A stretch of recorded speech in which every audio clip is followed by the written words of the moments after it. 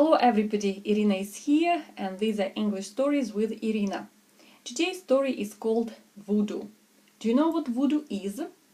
Voodoo is a magical ritual which is still practiced somewhere in Africa. So magicians make a little wax effigy of a person they would like to cast a spell on, and they perform certain magical rituals, and they can send very bad luck to this person, if not death. So it's a very bad practice. Okay, so back to our story. Listen very carefully and answer my question. Mr. Decker's wife has just returned from a trip to Haiti. A trip she has taken alone, to give them a cooling off period before they discussed a divorce. Well, it looks like things are not going down very well between them two. It hadn't worked. Neither of them had cooled off in the slightest. In fact, they were finding now that they hated one another more than ever. "Half," said Mrs. Decker firmly. "I'll not settle for anything less than half. Half the money plus half the property." "Ridiculous," said Mr. Decker. "Is it? I could have it all, you know. And quite easily too. I studied voodoo while in Haiti." "Rot," said Mr. Decker.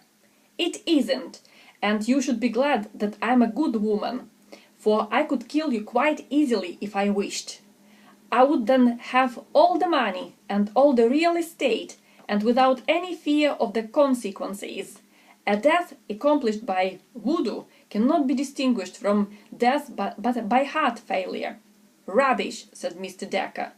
"You think so? I have wax and a hat pin. Do you want to give me a tiny pinch of your hair? Or a fingernail clipping or two? That's all I need. And let me show you." "Nonsense, nonsense," said Mr. Decker. "Then why are you afraid to let me try?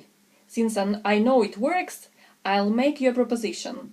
If it doesn't kill you, I'll give you a divorce and ask for nothing. If it doesn't, I'll get it all automatically." "Done," said Mr. Decker.